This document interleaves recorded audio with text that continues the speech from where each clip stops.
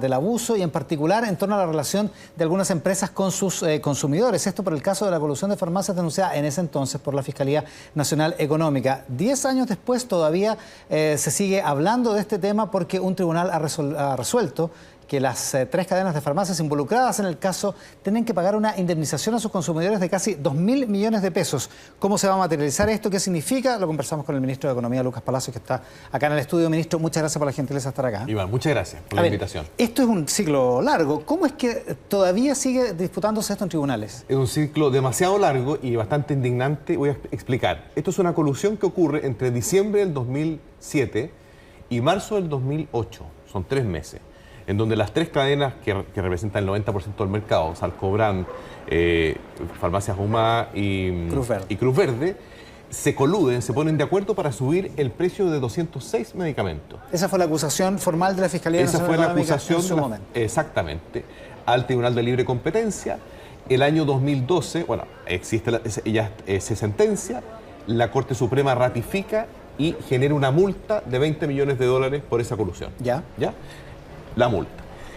¿Qué es lo que ocurre? Que si uno desmenuza el resultado, el beneficio que obtuvieron en esos 3 meses, estas 3 cadenas de farmacia, son de alrededor de 2.000 millones de pesos. ¿Ya? Eso es lo que ganaron por estos. Eso es lo que ganaron. En estos 3 meses por estos 206 medicamentos. Exactamente. Entonces, ¿cuál es la novedad de lo de hoy? Que es la sentencia en primera instancia de que además de la multa de 20 millones de dólares... Que esa multa era con beneficio fiscal, digamos. Exactamente, para el fisco, por haber transgredido la ley, ¿cierto? Además hay 2.000 millones de pesos que van a ir en beneficio de los consumidores que fueron afectados por efecto del alza de precios en ese entonces. Y la cifra el tribunal la fija en función del estudio que dice esto fue lo que ganaron. Exactamente. Esa es la novedad de esto. Este es el primer caso en Chile que hay una sentencia, en este caso en primera instancia, una sentencia que favorece a los consumidores. En la justicia, no de libre competencia, digamos, sino que en la sede en cualquier de la justicia, porque el caso de los papeles higiénicos fue un avenimiento de las partes. Ya.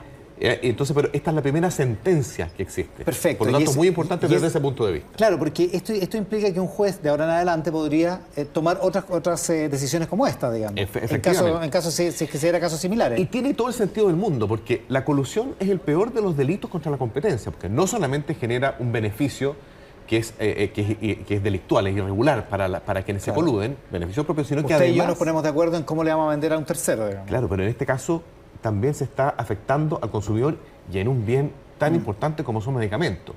Y hay otra novedad de esta sentencia, Iván, que no solamente a las personas que pagaron los medicamentos en ese entonces y que pagaron un sobreprecio, sino que además aquellos que se vieron impedidos de comprarlo por el alza del precio. También está incorporado dentro de la sentencia. Lo que se llama el lucro cesante. Más que el lucro cesante, personas que, dado el alza de precio, que fue muy sustantivo, que es en promedio un 48%, en estos 206, algunos más de 100% subieron el precio, no es algo menor. Algunas personas no pudieron acceder a esos medicamentos. Dejaron de comprarlos. Se les volvieron muy caros. Por lo tanto, ellos también aparecen en la sentencia como perjudicados y también están dentro de los beneficiarios entonces de estos 2.000 millones de pesos. Ya, esto es muy interesante porque en ese momento, de hecho, se discutió muchísimo porque el caso de colusión se conoció, se pudo llevar adelante legalmente hablando por la delación o la autodenuncia de Farmacias Ahumada, y se habló muchísimo de un plan de compensación. De hecho, la gente tenía que llevar sus boletas, había pasado relativamente poco tiempo, la gente llevaba sus boletas y se suponía que había una compensación ya para los consumidores. ¿Eso no sirve para paliar? Eso no prosperó en su momento. Finalmente esto se condujo por el lado de la justicia para buscar una reparación que sea ejemplar y que, digamos, se devuelva a los consumidores todo el perjuicio que se pudo haber generado. Independientemente que algún consumidor pueda haber recibido algún descuento, digamos. Independientemente que un consumidor pueda haber recibido algún descuento, que puede haber sido una estrategia propia de cualquiera de las cadenas. Ahora, ha pasado mucho tiempo, como decíamos, ha pasado 10 años, mucho más desde que ocurrió el evento propiamente tal en diciembre del 2007. ¿Quiénes van a ser y cuántas personas son los que se benefician entonces con esta retaliación, podríamos decir, con esta reparación?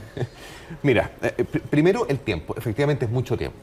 Y esa es la razón por la cual progresivamente se han ido mejorando estas leyes para la Fiscalía Nacional Económica, las herramientas. Por ejemplo, en el caso de la farmacia, funcionó la delación compensada. Claro. Ahora, hay otro caso que es respecto de los alimentos para salmones, en que también hay 4 empresas, que eso ya está ahora en investigación en la Fiscalía. Que denunció ayer la Fiscalía Nacional Económica. Efectivamente, 4 empresas que proveían alimentos para los salmones y que estuvieron coludidas durante 15 años.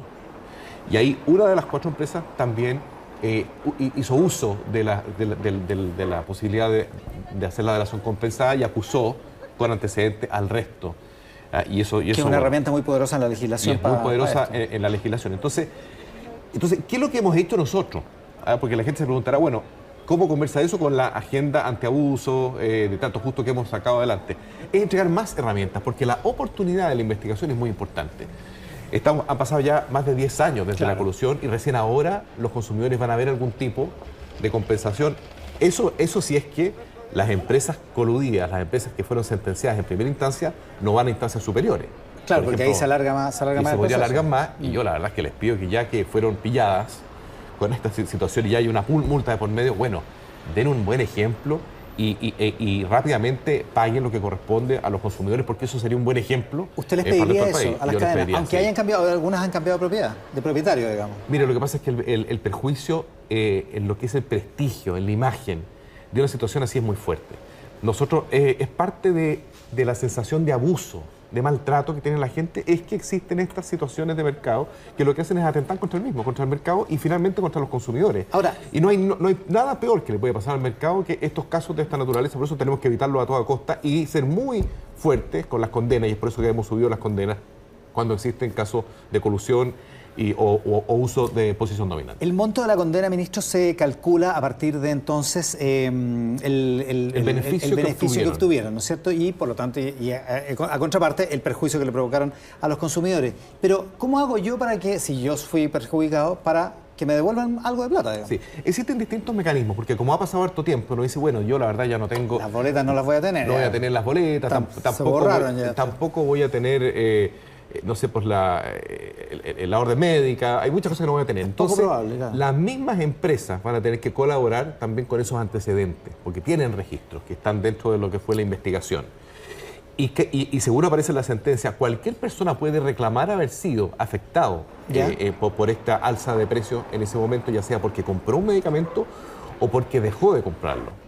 Entonces, lo que aquí está fijado es el monto, que el beneficio para estas 3 cadenas de supermercados, de un poco más de 2.000 millones de pesos, tiene que ser repartido en aquellas personas que de alguna forma den a conocer que fueron afectadas de alguna manera. O sea, los afectados ahora deberían empezar a hacer un proceso de registro. Cuando esté firme, la sentencia, sí. Ya, se va a abrir una especie de registro. Claro, y ahí el SENAC va a facilitar las cosas de tal manera que no sea una cosa imposible, ¿cierto? Claro, que se puede hacer por internet o algo. Que se haga con internet y se le va a solicitar a las mismas empresas que faciliten una forma que sea eficiente para poder entregarle los beneficios a las personas. Sí, porque a uno le piden el RUT cuando compra. Sí, pues si está todo registrado. Está todo registrado. Para que nos engañamos, digamos. O sea, pero se necesita la colaboración de las empresas y esa obligación es... entre comillas, obligatoria. Claro, porque cuando hay una sentencia, cuando la sentencia llega hasta un nivel de detalle, luego cuando esa sentencia se hace firme, se hace ejecutoriada a ejecutarse, entonces viene el detalle de cómo se enteran los beneficios, en este caso, que van a ir a los consumidores. ¿Y cuántas personas más o menos hay? No manejo ese antecedente, cuántas son exactamente las personas, porque los registros económicos se hacen respecto de la ganancia adicional que generó el alza de precios. Y ese detalle también va a tener que estar cuando una vez que sea ejecutoria la sentencia. Ministro, deme un minuto, tengo que interrumpir, pero dígame después más o menos para cuándo se podría empezar a pensar en términos de la plata y de cuánto la pueden recibir los consumidores.